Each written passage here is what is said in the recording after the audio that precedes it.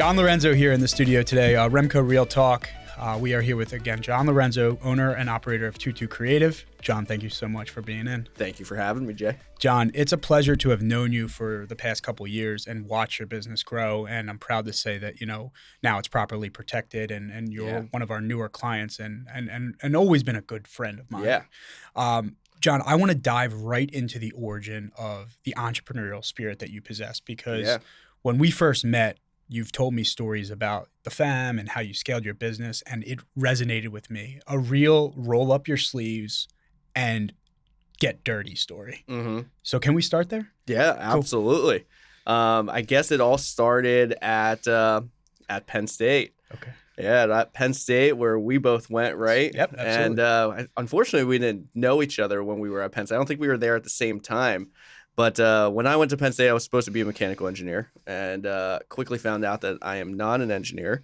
I am great at engineering fraternity parties. So I threw the best fraternity parties and I was the rush chair of my fraternity. And that, I didn't know, was my humble beginnings of business development. Interesting. And learning how to get people to be engaged with some kind of a culture and eventually make some kind of a commitment to that culture, right? And that's kind of what we do here in business development. Absolutely. And in sales. Just a little less alcohol. Yeah, a little less alcohol. But actually, the alcohol just gets a little bit better. It gets better. Yeah, smaller doses. But that was the entrepreneurial spirit came from my 2 years at Penn State, and I had to come back home. I just had too much fun and quickly had to learn you're not going to be an engineer and we got to figure out an alternate path. Mm-hmm. And I still didn't know it when I came back from Penn State, but one thing after another came and I ended up getting the opportunity to own the business that was my first job in high school, which was a Postnet franchise. Okay. That Postnet franchise is kind of like a UPS, FedEx office. So we did all those general copy services, some quick printing, and of course the shipping. Mm-hmm. And what I learned being in that franchise is I actually saw all the opportunity in the printing side of things. Mm-hmm. That is where we saw way more consistency. And in 6 years, we grew that franchise to be the top 50 in the country. And then I got tired of them telling me what I can and what I can't do. Sure. And I wanted to just focus in on being the best graphics partner for the businesses in our area. And I just wasn't going to be able to do that being a franchise. So, I actually went through a breakup and, I went to Mexico by myself and drank a whole bunch of alcohol, looked out into the ocean. I said, well, let's go reset life. That's the secret for entrepreneurship. Yeah. Just disappear to Mexico with a bottle of tequila. You come back, you'll be clear. And you'll be ready to go. It gave me the clarity I needed. And, I don't know, the balls to go do it again. Yeah. 6 years into something, building something, getting it to a top 50, and then saying, you know what, this isn't going to get me to where I really, really want to go. So came back from that Mexico trip, went back to Felicia, who's kind of like my partner in business. Mm-hmm. And I said, Felicia, we're going to do this all over again.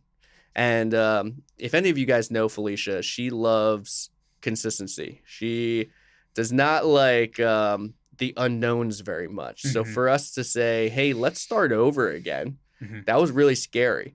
But here we are, what I think it's another 7 or 8 years later. Incredible. We're our staff of 4. So the origin of TwoTwo Creative, it was me and my little brother and Felicia and her little brother. So that's why we say 2-2. Love those little nuggets of info because I never knew that. And I'm sure a lot of people didn't who are listening. Oh, that's awesome. That's awesome. Incredible. Yeah. So 22 is the age I became an entrepreneur. My birthday's on the 22nd. Oh, wow. It's weird. The number 2 and 22 follow us now, and a lot of our staff. Like it's like that one weird. Will Smith movie, the Woo Woo. You ever hear that? The Who song, and he's like, it's crazy, man. Like people are getting engaged on the 22nd. They're getting married on the 22nd.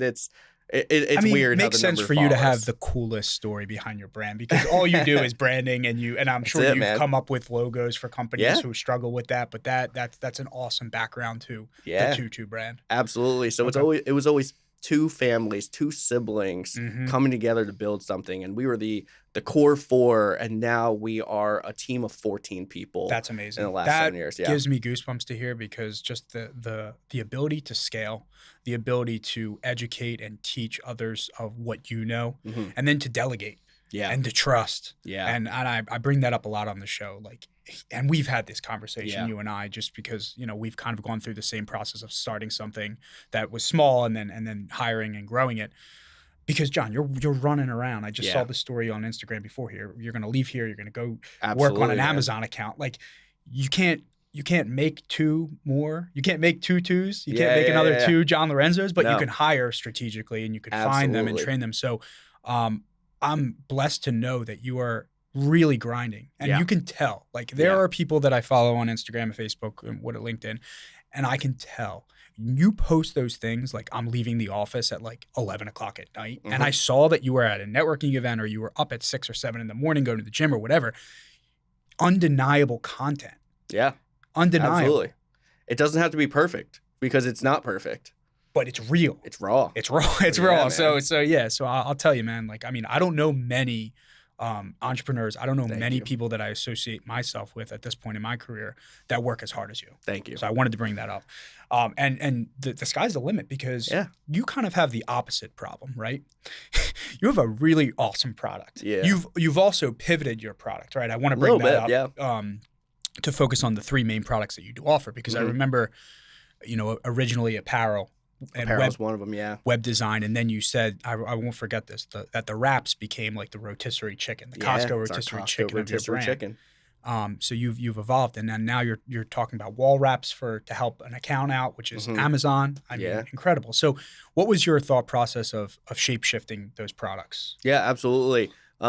So I guess it goes back to just picking the name TwoTwo Creative, right? We knew that we loved graphics and we loved printing, but we didn't know which discipline of printing or graphics that we really wanted to get into. So we went a little bit broad. TwoTwo meant something to us. The creative was just like to give us some flexibility to see where our entrepreneurial journey was going to take us. And then we really just kept listening to our customers. Hey, what do you need? We knew that we wanted to be that graphics partner for them. Anything that required printing, we wanted to be able to do that. And let's say the first 6 years, we didn't do vehicle wraps until we found the right person to add to our team. Interesting. And that's Noble. Noble is our lead installer. Okay. He is a humongous part of our company now. Many people at our company wouldn't have a job if it wasn't for Noble joining our team. Wow. Yeah. But for me, I don't like to do anything in business or like offer it as a service unless I have full control over the quality, the consistency, everything like that. Goes back to that trust, yeah. Yeah, because we work so hard to build up our reputation. The last thing I want to do is try something new because a customer asked us to do it and then half-ass it and fall flat on our face. And I've asked you more direct about even types of apparel products that you don't carry for a certain reason, just because you don't feel comfortable utilizing those. But that goes to, you get to a point in each business where I'm starting to see it on our end, where we're starting to kind of handpick our clients per se. We're starting to say no a little bit to certain things, whether it's saying no to a material or saying no to a job or saying no to a type of customer. I remember you brought up yachts. No boats yet. No boats right now. Yeah, but you took it on, right? We tried. We tried. Yeah. So, but there you go. I mean, like, I remember you showing me photos of this thing, and I was just like, holy crap. But you knew enough you were like, listen. This isn't our thing. Not our thing. Okay. Not our thing. We and I have a passion for cars. Cars has always been a passion of mine. I didn't know exactly which way I was going to get into the car business. My dad is a mechanic his whole life. Interesting. We've always been wrenching, have a full garage in our backyard. So I grew up around cars. But my dad, when I was in transition of what do I want to do in between college, he was just like, yeah, you're not being a mechanic. Because I tried. I was like, I'll just go be a mechanic like you. You've provided a good living for us. And skills pay the bills, right, Dad? He asked you for a tool, you brought in the wrong one? Yeah, he was just like, no. Okay. He was like... he had better plans. He had bigger vision for me.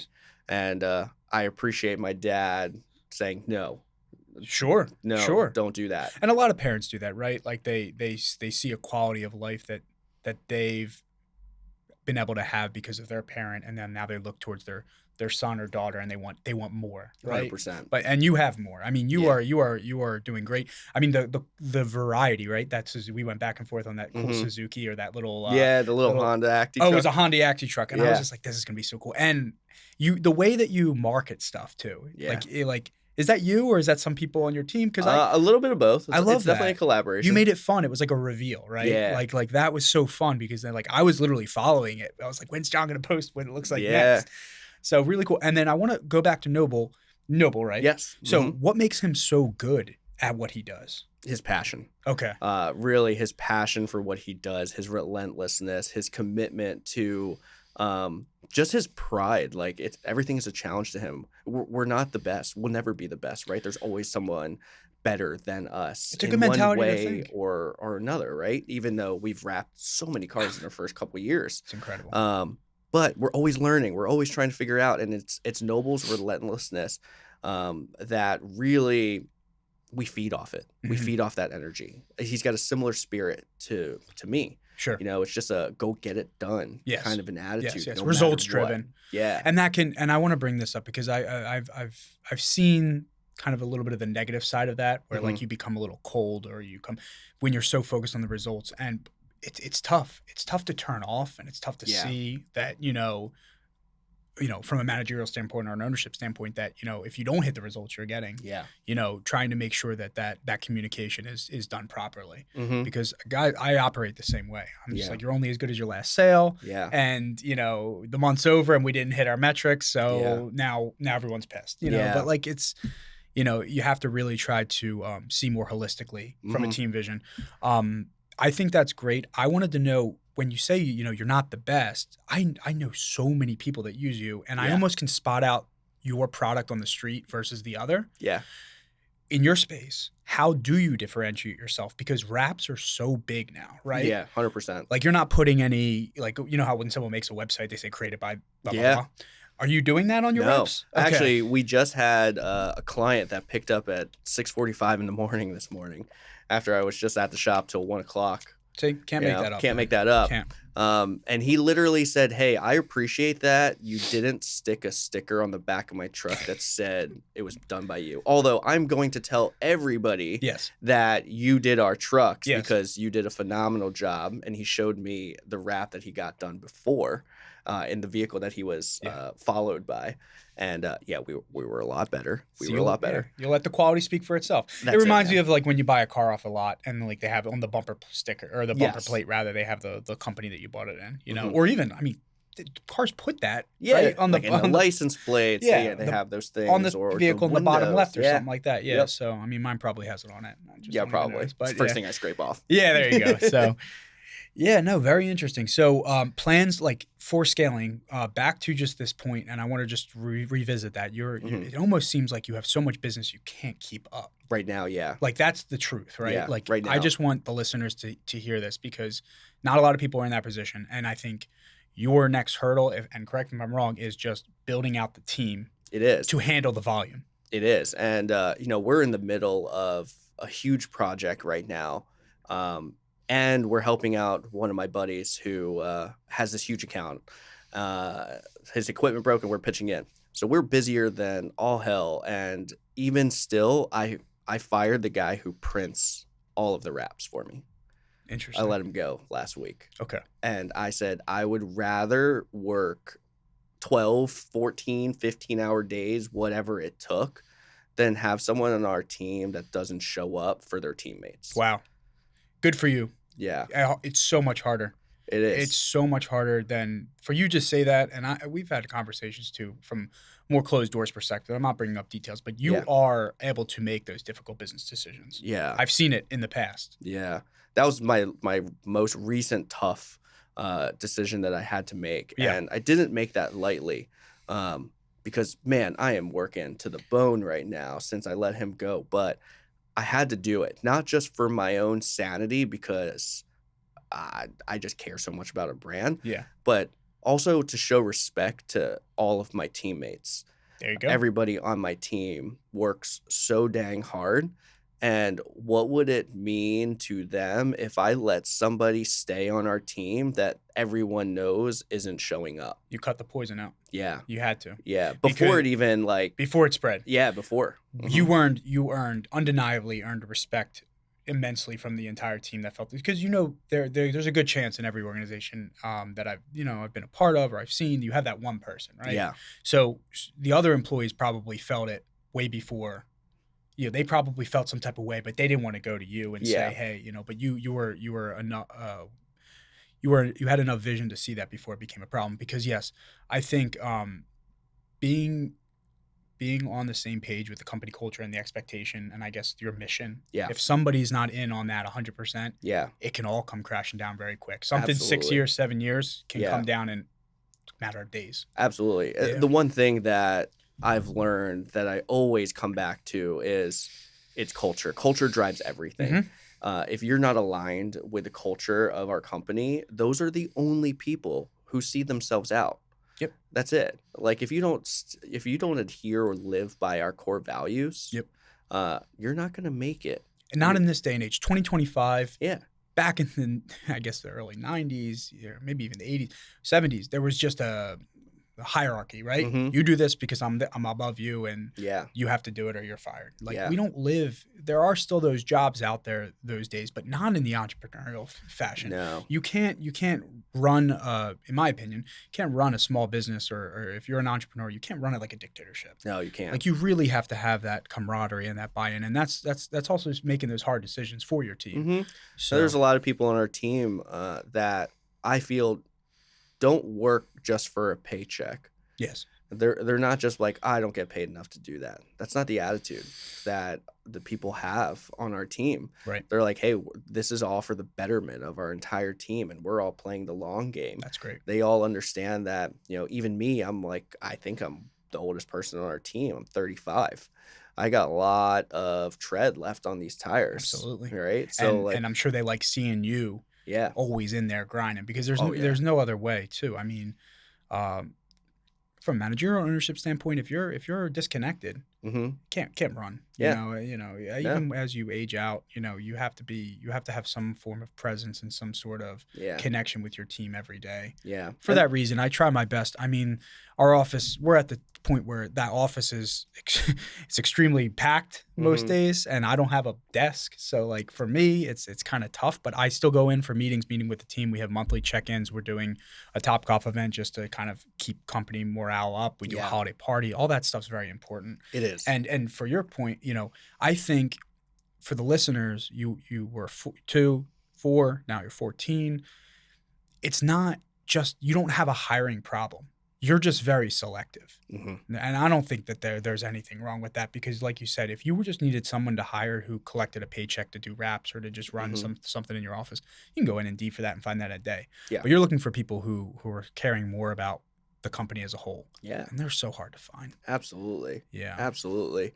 I don't know. The one thing that I always fall back on is the people. Mm-hmm. We can't do it without every single person on the team. Mm-hmm. So I tell them hey, everybody has a complementary skill set here. Yep. Everybody, it wouldn't function if all of us weren't bought in. And we can tell when I fire that one person, that he's the person between the whole process, right? You print all of the wraps. Yeah. So it gets sold, it gets designed, it has to get printed before it gets installed. Well, it's a pretty integral part. It's a pretty integral part of the whole thing. Yeah. So to let somebody go in such an integral part of your business, it had to be done. Sure. It had to be done to keep the respect and keep the morale of everybody. Mm-hmm. It says, hey, if you want to be an A player on this team, or if you think you're an A player, then you're going to be held accountable. Sure. Like an A player. You told me a funny story last time we were at a networking event together, where when the team's all happy and everything's good, but then there's extra outside factors that are outside of your control and having to keep that environment. And I'm going to reference the building with the electric. Oh yeah. So how do you maybe just bring that up a little bit and put some background to that? Because I think that, even when the team is properly, running and everyone's happy, and then something like that happens, what did you do to kind of keep things moving in the right direction? Yeah. So we went how do I say this delicately? Right. We ran into a little snafu. Wraps was not our main business, so we started subleasing just a bay in a shop, and for some reason or another, the power went out, and someone had to pay the bill. And 1 week goes by, there's no power. 2 weeks goes by, no power, running off generators. And you know, I feel bad for my guys because my guys know that this is not John's standard for how we operate, how we work. Like, we would never be working in the dark off generators. And the cold, it was cold then. And yeah, I think that was cold. Like the week it was like, it was like 7 degrees. It was really cold. Yeah. So we couldn't really run heaters either. And I had to come up with a solution. And they know that I'm always working, and they also know, like, they don't need to get mad because John's already mad. That doesn't help. Yeah, it doesn't help. Like, they don't need to get frustrated because they know that nobody's more frustrated than me. So they all trust me enough to, like, go handle that kind of business. But yeah, that was it reminds me of in my old company when we were a meal delivery service, and we would always pack with freezer packs and dry ice, and sometimes the freezer packs wouldn't freeze in time to use, and we had packages going all across the country. So it was wild to see the camaraderie between the team of, like, who can call the next, you know, warehouse who has pre-frozen freezer packs. Well, we struck out in July one year, and we were, I mean, it sounds so embarrassing, right? But, like, we were buying ice. We were putting in Ziploc bags. Gotta do what you gotta do. I mean, we had a lot of refunds that week. I'm not gonna lie, but we definitely saved at least, I would say, maybe 30-40% of the deliveries by doing that. But it was an all hands on deck situation. You don't have a script for that, and that's really the mission, or the point that I wanted to bring up is, you know. But you know what? You still, I think this is, like, something that people need to learn in general is, you're not going to be 100% every single day. Never, right? Like, that was one of your lower days. That was a bad day. You still showed up, and you still delivered the product. The most stressful 48 hours while those packages were being delivered. But again, like, I think as people buy in because they see you, they see how much you care, then there's some critical thinking or some quick thinking, and then it's just get it done. You know, just have to get it done. So absolutely, I like those war stories, and I know that you're someone who has them. Got a lot of scars. You cut your teeth on a lot of stuff. So in terms of TwoTwo for 2025, I mean, you're a goal setting guy. I mean, what do you guys have on the horizon? I mean, we have a number goal that we like to hit, but I don't try to chase the number. I try to just be strategic. So now it's not like equipment's not running every day. Right? So now it's more of a math problem of how do we get the right kind of business in the doors. Interesting. The higher product. The higher ticket product. Higher ticket product, or just the right size customer that orders larger quantities. Got it. Or, like, for the wraps, every bay is full right now. We're installing every single day. So how do we make more money if already every bay is full? Max capacity. It's max capacity. Well, now we have to look for larger projects. How do we get bigger box trucks? How do we get food trucks? How do we get larger size projects? So I have to interject, my friend, because I have been so happy that now we can kind of tag team this. Because when I talked to Carl, I talked to all the commercial agents, I said, we can literally help every one of our business insurance clients, every single one.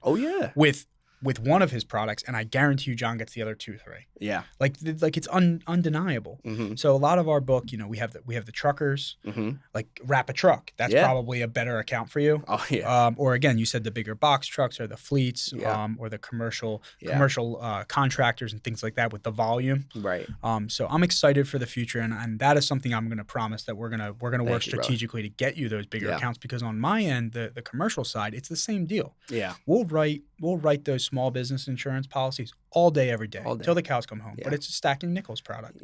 And I love them because I love to get to know a business when they're starting. And then you want to grow with them. There's no better than watching a client scale their business, get more trucks, get more vehicles, hire more employees, obviously then get the right protection as they grow.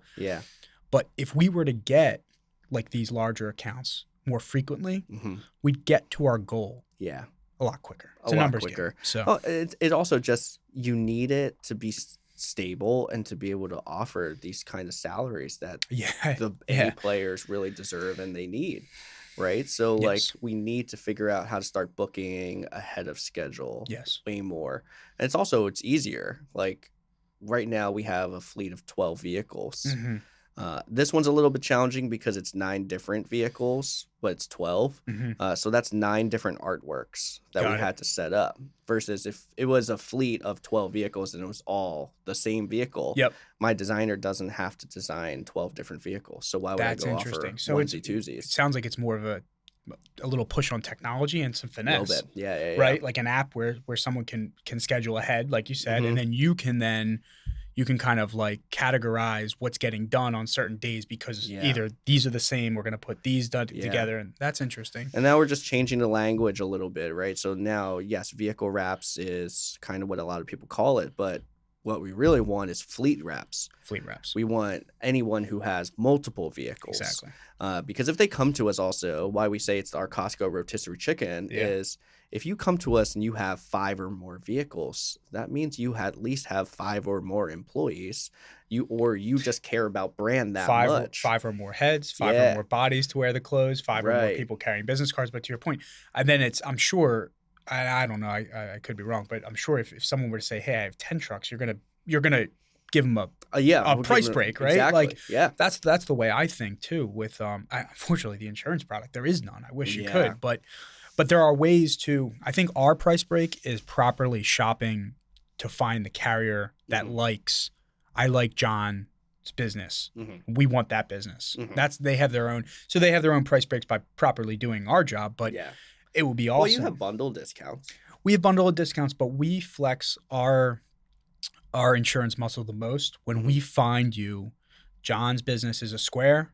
He belongs with this carrier because they're a square. Because that's the best way for you to get the best coverage. That's the best way for you to grow into future coverage with that company. And then our biggest variable is every 6 months making sure that that square didn't change into a circle. Well, what I think your business, your line of work is so important for businesses, especially those like mine who are in scale mode, because you know what they say, defense wins championships. It's the truth. Right? And you are that first line of defense. Absolutely. Right? And that was a big final push for me to finally stop dragging my heels and switch over to REMCO because I needed to make sure that with how fast we're moving this year, I got to make sure that I got the right defensive scheme in place. You're no different than 99.9% of young professionals who are scaling and they can't catch their breath. No different. And I tell my stories too from before the insurance days of when I had to use a policy and it didn't work. So, I use that a lot because it allows me to resonate and connect, but you're at no fault. That's our job, and that's also, it's a relationship business. It takes time. No one, I know we've been networking for a while. You've had me at a few events as your guest. So I don't expect you to just be like, hey, this guy seems like he's nice. Here you go. Because no one should earn business that way, and no one really deserves business without building a relationship before, in my opinion. But, so and I told my last carrier, I was just like, quite honestly, I'm not leaving you guys because you did anything wrong. I'm leaving you guys because I just have a better relationship with the guys over at REMCO. Appreciate that. Yeah. So, John, I will tell you, outside of work, outside of the wraps, outside of everything, what do you do to stay zen or as close to zen as possible? Because some of your strategies are probably similar to mine. Honestly, just spend time with family. That's important. Yeah. Family is what keeps me grounded. Family is my why, for why I work so hard.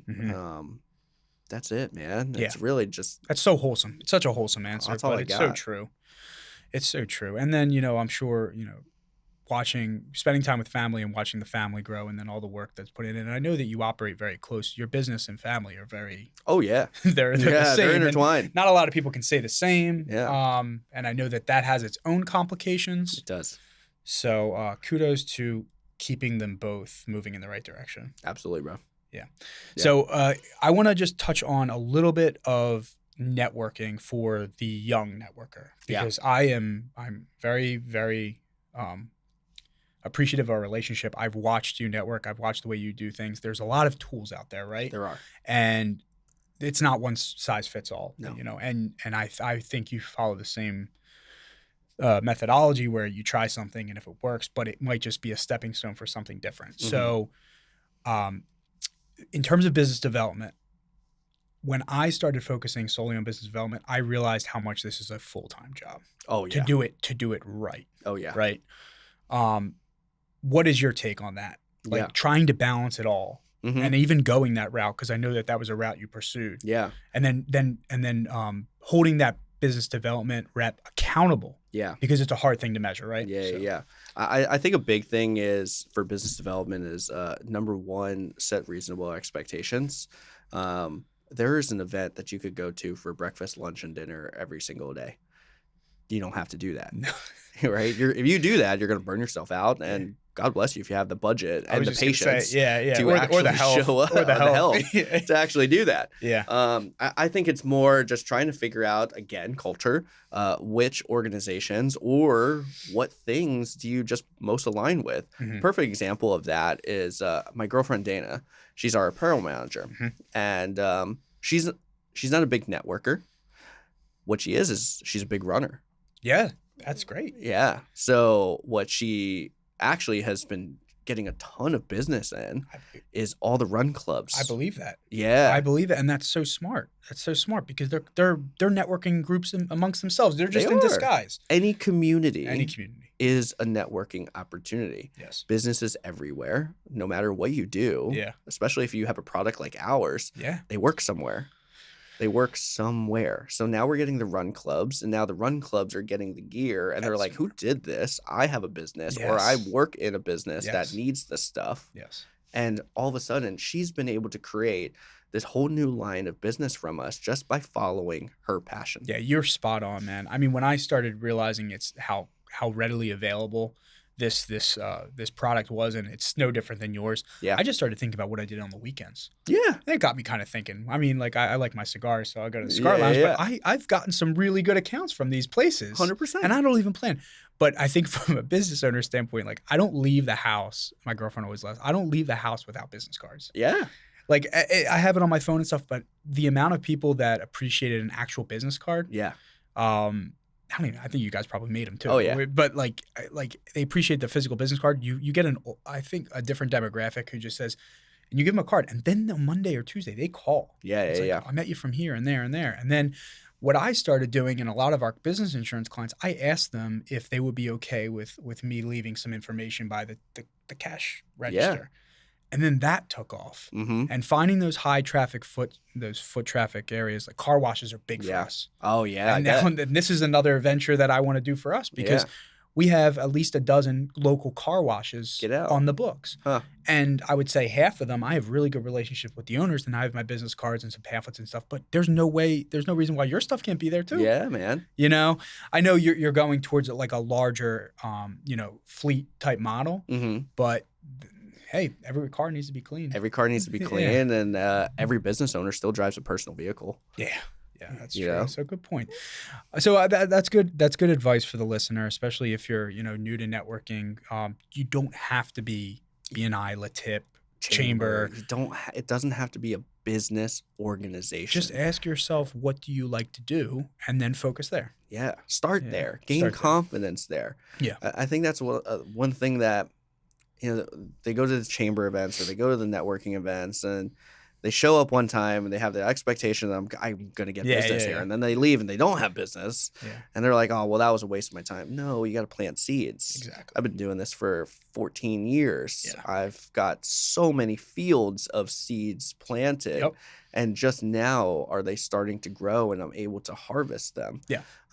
So good for you for understanding it. And a lot of people, like if you were to hire a business development focused person, you've done it. Yeah. There's a lot of companies out there who they've never actually physically done the grind of the business development. Yeah. And they just hire somebody. Yeah. And then, like you said, there's no realistic expectations. You can't relate to them. You're just like, well, you've been, eating up a salary for a year, and what business have you gotten?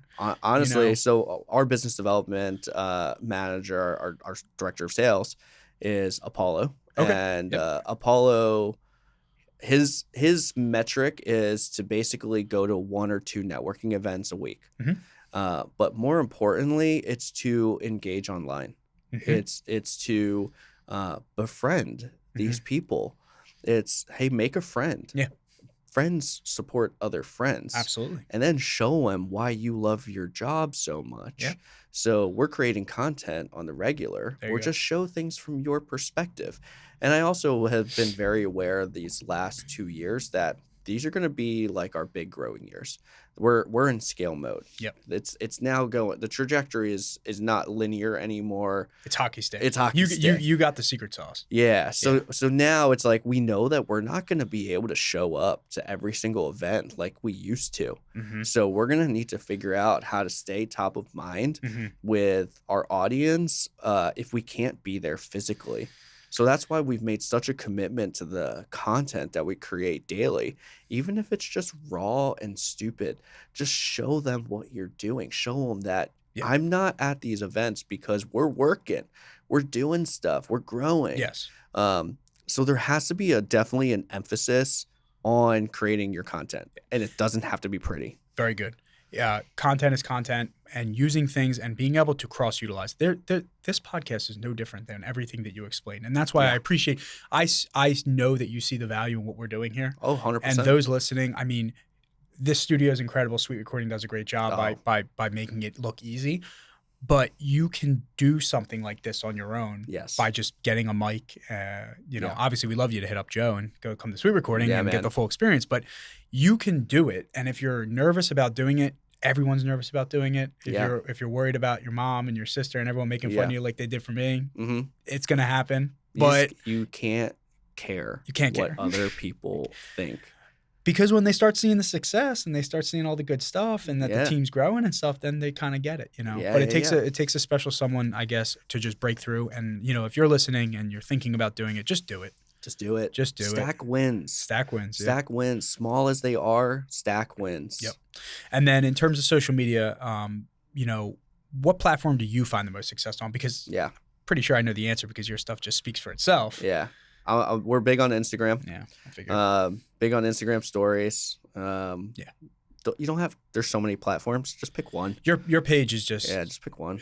I bring this up pretty much every show. I'm trying to sell insurance on Instagram is a lot harder than selling beautiful vehicles and wraps and stuff, and in the food industry and things like that. But I figured it was Instagram. But pick one. I've gone by that suggestion. A lot of people are killers on LinkedIn, and they just do it. Where, for me personally, I guess I'm pro Instagram because it's comfortable for me. Yeah. But trying to bring some more people on the team to build up the other channels has helped. I like Instagram because I understand that work is just 8 hours of people's day. Yeah. They got to connect with you on both a professional and a personal level. Yeah. And you have to be comfortable enough and mindful enough of like what you share online. Absolutely. And Instagram kind of gives you the best of both worlds. Yeah. Well, guys, if you want to get in touch with John, find him on Instagram, TwoTwo Creative. He has a few other handles for the different brands. If you want to be a guest on REMCO Real Talk, you're a REMCO insurance client and you want to showcase your business like John, reach out to me or check us out on Apple Music and Spotify. And guys, thanks for tuning in. John, thank you so much. Thank you, Jay. It was a pleasure, man.